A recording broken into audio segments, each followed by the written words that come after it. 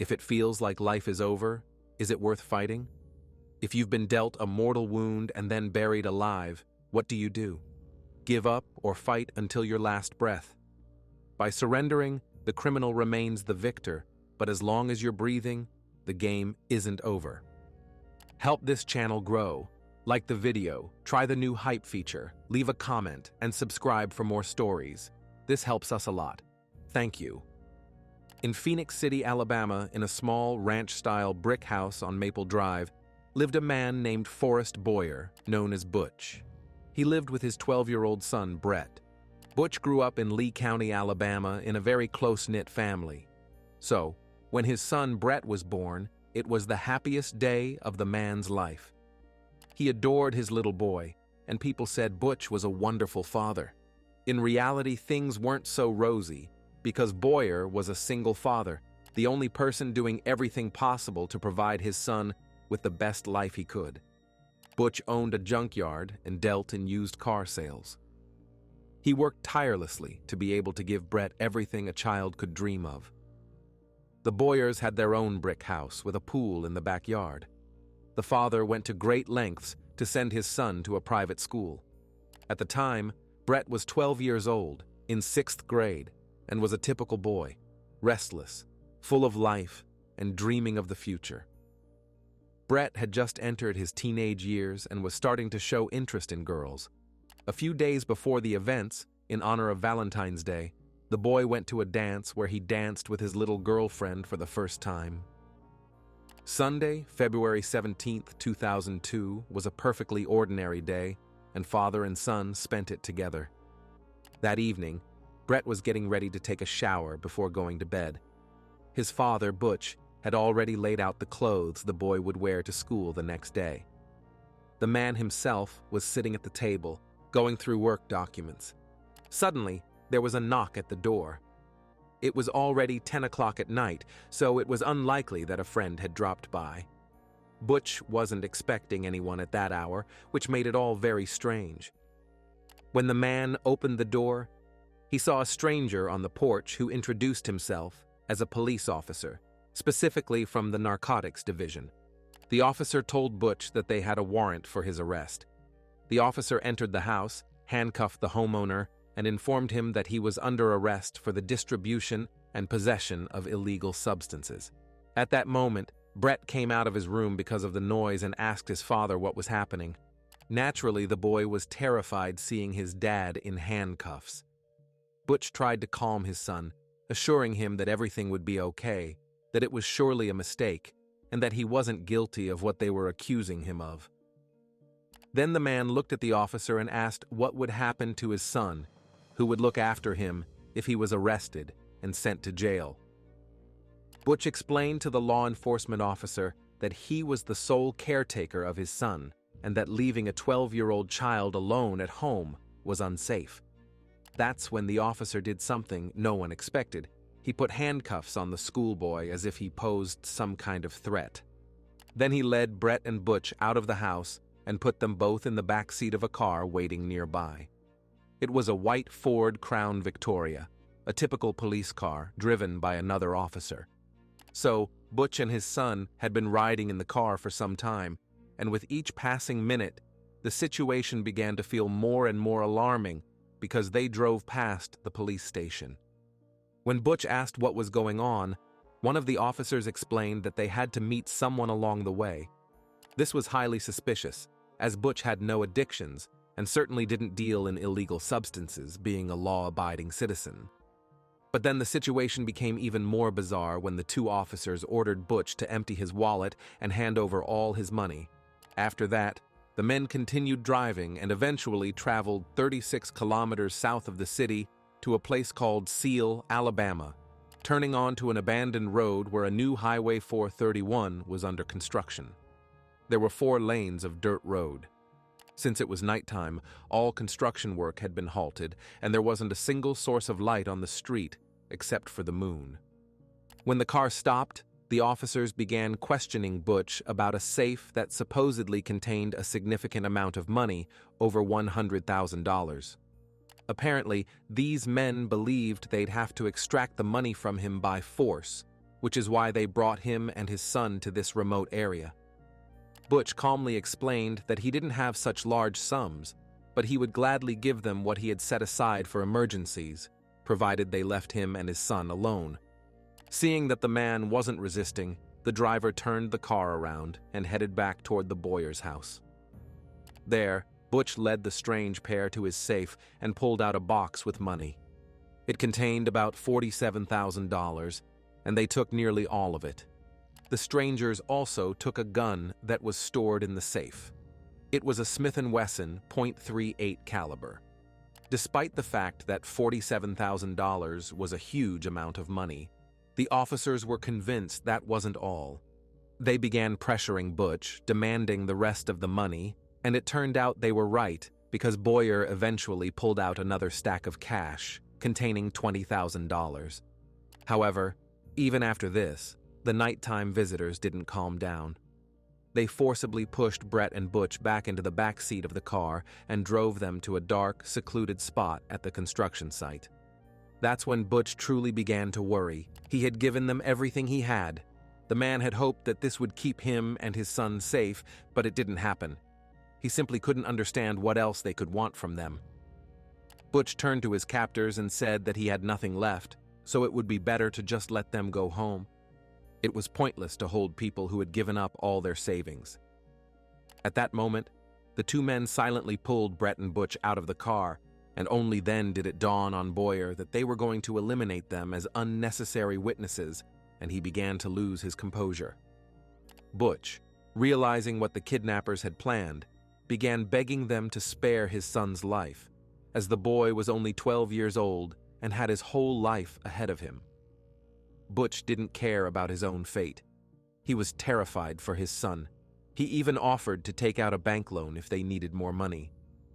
One of the criminals grabbed Butch, threw him to the ground, pinned him down, pulled out a knife, and slit his throat from ear to ear, forcing him to shut up and avoid further trouble. At that moment, 12-year-old Brett had a breakdown. His father was his only close family. Now Butch lay on the ground, bleeding out, and his son couldn't help him in any way. The boy rushed at the kidnappers, and now it was he who began begging them to spare his dad's life, to which one of the men said that he should be more worried about himself than his father. While one held Brett, the other officer grabbed a shovel from the trunk and began digging a hole. Apparently, it was a grave meant for father and son. Despite the horrific wound on his neck, Butch remained conscious. This clearly wasn't part of the criminal's plan, so they stabbed him again. Miraculously, the attacker missed every major blood vessel, causing Butch to suffer unbearable pain. Though the man was in a life-threatening condition, he was still alive. Boyer knew he was about to die, but he fought with all his strength to stay conscious, hoping to save his son. Though, lying on the ground with his throat slit, there was little he could do. The officers brought Brett to the hole and began demanding to know where the safe was. The schoolboy had no idea what other safe they were talking about. Due to his age, he wasn't involved in his father's affairs and didn't know where he kept money. Brett broke down in tears, unable to cope with the fear. All this time, Butch couldn't see but could hear the two men interrogating Brett about a non-existent safe. The worst part was that, due to his severe injury, he couldn't even argue with them to protect his son. Then one of the officers said he had already done his part by stabbing Butch, so the other would have to deal with the kid. Without hesitation, the second man pulled out a gun, put it to Brett's head, and pulled the trigger. A shot rang out, and the teenager's body slid straight into the freshly dug grave. The schoolboy, like his father, didn't die instantly and began making incomprehensible sounds. The man leaned over the hole and shot the boy in the head 2 more times. Brett went silent. After that, the criminals approached Butch, who was still alive but pretending to be dead. They grabbed him by his arms and legs and threw him into the hole, right on top of his dead son's body. Then they tossed in the gun they had used. It was the same Smith & Wesson .38 caliber they had taken from the home safe. The officers kept joking as they shoveled dirt and mud into the hole. Butch heard everything they were saying. He lay in the grave on his 12-year-old son's body, with no idea what to do. Butch didn't know if Brett was dead or just injured. The father hadn't seen that the boy had been shot in the head and didn't even know how much longer he himself would remain conscious. All he knew in those moments was that he and Brett were being buried alive. Paralyzed by fear, Butch couldn't move, only feeling the clumps of dirt falling on him from above. The two men who committed the crime filled the grave and were certain no one would ever find out. It was a construction site that was soon to be paved and turned into a 4-lane road. Butch Boyer knew he had to do everything possible to save himself and his son. As soon as the officers' voices faded, he began slowly moving his legs, pushing his body toward the surface. The man used all his strength and will to dig himself out from under the dirt. Since the criminals were certain both victims were dead, they didn't bother digging a deep grave, merely covering the hole with a 40-centimeter layer of dirt. This saved Butch's life. After some time, Boyer saw moonlight. He kept digging with his feet and hands until he felt the fresh night air. Then he felt his son's legs and pulled the boy out of the hole. Unable to see the full horror, Butch tried to revive him. The father refused to believe he had lost Brett until the very last moment. Unfortunately, all his efforts were in vain. The teenager was dead. In that moment, the man realized he had to act before his strength completely left him. He had already lost so much blood that every minute of delay could cost him his life. He would simply die, and no one would ever know what really happened. Butch's heart was breaking. He knew he couldn't leave Brett alone. His fatherly instincts wouldn't allow it. But carrying the child in his arms to the road to seek help wasn't feasible either. So, the father made the most heart-wrenching decision of his life, to leave his son by the hole and walk through the woods to the road to flag down a passing car. When the 911 call came in, police arrived at the scene immediately. The first officer who saw Butch realized the man's life was hanging by a thread. The officer reported that the cut on the victim's throat was so severe that his Adam's apple and veins were visible, and the skin exposing his throat was hanging down to his chest. Butch's entire clothing was covered in dirt and blood. In a panic, he tried to explain to the officer what had happened, that his throat had been slit, his son had been shot 3 times, and they had both been buried in a grave. The officer called for backup and an ambulance. Within minutes, paramedics tried to load Butch into the ambulance, but he refused to leave until they found his son. Only after the officers located Brett did the man agree to go to the hospital. Even though the teenager showed no signs of life, doctors tried everything possible to bring him back, but no miracle occurred. 12-year-old Brett Boyer died from his injuries. Butch Boyer's wound also posed a serious threat to his life. Fortunately, the man's willpower and desire to seek justice for his son helped him survive and tell the police what happened. The victim was able to describe the 2 men who, posing as law enforcement officers, broke into his home, took all his savings, and then eliminated the witnesses. Butch also provided detectives with a description of the car used to abduct him and Brett, and even named one of the criminals, Jimmy Brooks. The perpetrators who attacked the Boyer family were after money. They had keys to his house and his address, so they could return at any moment to steal more. This is exactly what Butch told the investigators. The police set up surveillance on the Boyer family's home, and soon a white car, perfectly matching the one described by the victim, pulled up to the house. When authorities stopped the vehicle, it wasn't Jimmy Brooks behind the wheel. It was an unknown man in his 40s. But they knew Jimmy Brooks was only one of the 2 attackers responsible for what happened to Butch and Brett. So they detained the stranger just in case and confiscated the car. The driver had $20,000 in cash, keys to Butch's house, and blood on his clothes. And that wasn't all. When the car was searched, they found handcuffs, a sheath, shackles, walkie-talkies, and a narcotics division officer's cap. The detained man was 43-year-old Michael Carruth.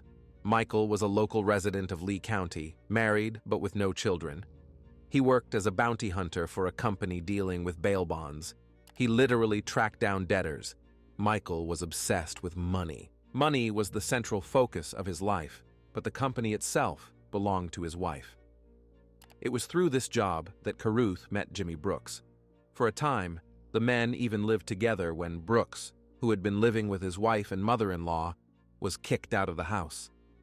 6 months before this crime, Michael had bailed his friend out of jail. Jimmy made a living breaking into cars and stealing whatever he could.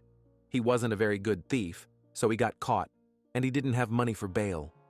His family turned their backs on him, but Michael Carruth came to his aid and posted a $35,000 bail. So, the two men were connected not only by friendship, but also by financial ties. Jimmy Brooks was preparing to sign a plea deal for a previous crime he had committed. At the time, he was out on bail, but during that time, it seems he managed to commit another crime, far more brutal than just breaking into a car and stealing. After speaking with Michael Carruth, authorities arrested 22-year-old Jimmy Brooks, charging him with the attack on Butch and Butch Boyer. It seemed he wouldn't be able to wriggle out of it, as one of the crime's victims was still alive. Butch identified Jimmy and Michael as the men who took his son's life and tried to kill him. Within 12 hours of the attack, both men were detained, and large sums of money were found on them. Police also found a pile of trash in Brooks's house. Apparently, Jimmy had tried to burn his clothes, which were stained with his victim's blood. Now both men were arrested and brought in for questioning. The two handled police pressure very differently. Michael Carruth was as calm as a snake, denying any involvement in the crime. Jimmy Brooks, unlike his friend, cracked under pressure. He immediately admitted to things the detectives had already confirmed and then told the following story. It all started when Michael posted bail for Jimmy. Brooks and his family had no money, so he was in debt to his friend. When he was released, he tried to reform and do some good deeds. He got a job at a construction site and tried to become a law-abiding citizen, but he didn't earn enough to support himself, his family, and pay back Michael. When Michael Carruth came for the money Jimmy owed him, there was none. They began discussing other ways Brooks could repay the debt. That's when Butch's name came up. Jimmy said Butch had a safe with about $100,000 in cash. Once, Jimmy had been to Boyer's house when he was working with his father. Butch and Brooks Sr. had a business relationship. One sold used cars, and the other worked in repossession. Repossession is a financial transaction where one party transfers an asset to another party with interest for a set period, then buys it back. Jimmy Sr. had been to Butch's house multiple times on business, and on one of those occasions, he brought his son, Jimmy Jr. During the visit, the men discussed a large deal. This meant Butch kept a significant amount of cash at home. Brooks Jr. overheard their conversation, and the idea to rob Boyer came to him. Michael Carruth and Jimmy Brooks Jr. compiled a list of people who kept large sums of money at home. Jimmy learned about this from his father's conversations, and Michael was a bounty hunter. Money was his element, his passion, his motivation. Carruth had a specific dream. He wanted to start a wheat farming business. He needed funds to finance this project. He knew how to handle money, but he had little of his own, though Michael knew how to get it. In short, Jimmy told Michael he was certain Butch Boyer had a lot of money, and Michael, who also knew Butch indirectly, thought stealing from him was a great idea. By the way, Butch recognized both men during the incident, but pretended he was seeing them for the first time to ensure his and his son's safety. So it's unclear what the criminals were counting on when they broke into the home of someone they knew. Jimmy said Brett wasn't part of the plan initially. They had no intention of kidnapping a child, or especially taking his life. The criminals hoped that by 10 p.m. the schoolboy would be asleep and wouldn't see anything. Waking up in the morning, the boy would surely notice his father's absence, but, to the police's dismay, wouldn't be able to provide any explanations. But when they got there, everything changed. Brett heard the noise and came out of his room, sealing his own death sentence. Jimmy Brooks Jr. was a complete coward. After telling the police about their plans, he suddenly changed his story, claiming he always believed Brett and Butch would survive. The suspect's new statement was outright drenched in lies, as just minutes earlier, he had admitted to detectives that killing Boyer Sr. was their original plan. Now, learning that Butch had survived, Jimmy feared for his life. He was certain the father would seek revenge for his son, hiring some inmate in prison to settle the score for Brett. After all, it was Jimmy Brooks who shot the teenager 3 times. While questioning Jimmy, the police also learned that 12-year-old Brett Boyer wasn't his only victim. While out on bail, the man committed another crime. In a nearby small town lived a married couple, 68-year-old Thurman Ratliff and his 62-year-old wife, Catherine Ratliff. Jimmy Jr. worked for their son and accidentally learned that the couple kept a large sum of money at home. On January 30th, 2002, a woman named Katrina got up early and, as usual, took her kids to school. By 8 in the morning, Katrina would get to work and call her mother first thing. They spoke every day at the same time. When her daughter asked what she was doing, Catherine always gave the same answer: drinking a cup of coffee. It was a familiar daily ritual. That morning, Katrina called her mom but got no answer. This was strange because her mother always waited for her daughter's call. Katrina left her mom a voicemail saying she was worried and asking her to call back. But she never heard back from her mom. Katrina kept calling the familiar number all morning, trying to reach her parents, but no one picked up. During her lunch break, the woman realized something terrible had happened, and she needed to go figure it out. She approached her boss and asked for time off. Her parents' house was just a 10-minute drive from her workplace. Katrina got in her car and spent the entire drive thinking about what could have happened. She couldn't shake the gnawing feeling that something was wrong. When Katrina pulled up to her parents' house, she saw both of their cars parked in the driveway. Clearly, her mom and dad were home, so she didn't understand why they were ignoring her calls. The woman tried the front door handle, but it was locked. Then Katrina walked around the house and discovered that the back door had been broken in.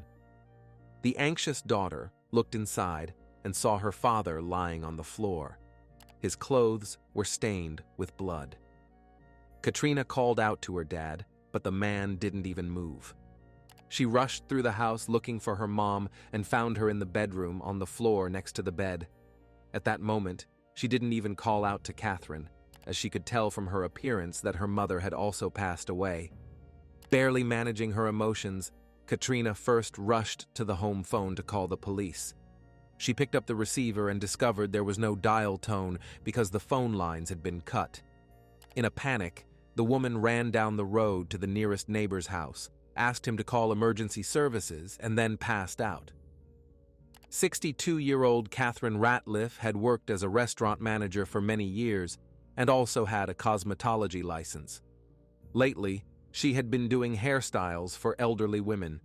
68-year-old Thurman Ratliff was said to be one of the hardest working people around. He was an independent tool dealer with a set route, visiting various auto shops and dealerships. The couple had raised their children and were recently enjoying a well-deserved retirement. The police who arrived at the scene concluded that the couple had been shot. Many knew they kept their savings at home. It was the money that became the motive for the murder. Inside, the police clearly saw that the house had been ransacked. The attic ladder had been torn from its hinges, cabinets had been moved, drawers pulled out and thrown on the floor. Ventilation grills, the heater, and the air conditioner had been removed from the walls. Clearly, the criminals were looking for cash, but after tearing the house apart, the robbers overlooked a metal canister in the bathroom containing $87,000. The police began investigating and determined that the Ratliffs had no obvious enemies. Everyone they spoke to had positive things to say about Catherine and Thurman, and no one could recall a single person who might have deliberately harmed the couple. Investigators checked recently released criminals and people the couple had hired for home repairs. However, the only person they seriously considered who might have had a grudge against the Ratliffs was their daughter Katrina's ex-husband, Norman. Norman had repeatedly threatened Katrina's entire family, particularly Thurman and Catherine. According to other relatives, this man was capable of violence, especially since, after the divorce, he became extremely cruel toward his ex-wife. Once, Norman ambushed his wife near her workplace. When she, unsuspecting, got into her car, the man caught her off guard. He climbed into the car, threatening her with a knife, and ordered her to drive to a secluded spot. Katrina realized her ex-husband was drunk, so she was afraid to confront him. In the end, he pulled her out of the car, tied her up, gagged her, beat her, and then assaulted her. The woman's ordeal lasted for several hours. Then, as if something snapped in Norman, he told Katrina to just get up and leave. The woman ran to her car, got behind the wheel, and drove straight to the police station. Norman was on the run for 2 weeks before he was arrested and charged with kidnapping and assaulting his ex-wife. Norman took a plea deal, admitting guilt to kidnapping. For that, he received a sentence, and the other charges were dropped. Now, with the deaths of Thurman and Catherine Ratliff, the police turned their attention back to Katrina's ex-husband as someone prone to violence. However, the investigation showed he was 160 kilometers away from the crime scene, in prison. The detectives had no other leads. The case stalled until Jimmy Brooks Jr. confessed that Michael Carruth had dropped him and another man, 27-year-old James Gary, off at the Ratliff's house. Michael gave them instructions on how to deal with the homeowners, where to look for the money, and how to avoid leaving DNA evidence at the scene. The criminals took weapons, put on masks, and broke into the couple's home. Thurman and Catherine were watching TV when the perpetrators broke down the back door, cut the phone lines, grabbed the retirees, threw them to the floor, and began demanding money. The homeowner said the money was hidden in the back of the house, after which he was shot. At that moment, Catherine panicked, ran, and tried to lock herself in her bedroom, but was also shot multiple times. When it was over, the criminals found a small amount of cash, then contacted Michael via walkie-talkie and asked him to pick them up. The stolen money was split 3 ways. They didn't think to check the metal canister in the bathroom where the rest of the Ratliff savings were kept. By that time, James Gary had already been arrested on charges of possessing illegal substances. The police questioned him in prison, and he confirmed Jimmy's version of events. Jimmy himself claimed that, at the time, neither he nor James had any other choice. He couldn't refuse, as both he and James owed Michael money for the bail he had posted. Michael, when questioned, denied everything, even when both Jimmy and James admitted their involvement in the crime and pointed to him as the organizer. He still refused to admit his guilt. Michael offered to take a polygraph test, was willing to wear a wire to help the police, and demanded to be placed in a witness protection program. Despite the investigators' persistence, Carruth never confessed to physically harming Butch or killing Brett. He claimed he was there, but didn't get out of the car and didn't hurt anyone, though the blood on his clothes suggested otherwise. The one thing Michael didn't yet know was that Boyer had survived. When Carruth was told this, all the color drained from his face, because it was he who had slit Butch's throat. In the end, all 3 men were charged with the deaths of the Ratliffs, and Michael and Jimmy were additionally charged with the attack on the Boyer father and son. The trials of the criminals took place 2 years later. Butch had to come to terms with the fact that his son was gone forever. During the court proceedings, the father had to relive the nightmare of that night. Boyer believed God had spared his life so he could tell the story and seek justice for Brett. The judge could barely hold back tears as he listened to the account of how Michael and Jimmy laughed and joked while burying Butch and his underage son. It was so emotionally heavy that after Boyer's testimony, the judge called for a recess. Meanwhile, the defendants showed no remorse for their actions. As a result, 45-year-old Michael Carruth, a man with no significant criminal history, was sentenced to death for the murder of Brett Boyer and the attempted murder of his father, Butch. 24-year-old Jimmy Brooks Jr. faced the same fate. People capable of harming anyone from a child to an elderly person don't deserve to live on this earth. For the case of Catherine and Thurman Ratliff, Both received additional life sentences. The third accomplice in the crime against the couple, James Gary, was sentenced to life in prison without the possibility of parole. At the school where Butch Boyer studied, a memorial plaque was installed with the inscription, "The light of his face will always shine upon ours. His spirit will always live with us." At the 6th grade graduation ceremony, an empty chair with a gown and a rose stood on the stage for Brett.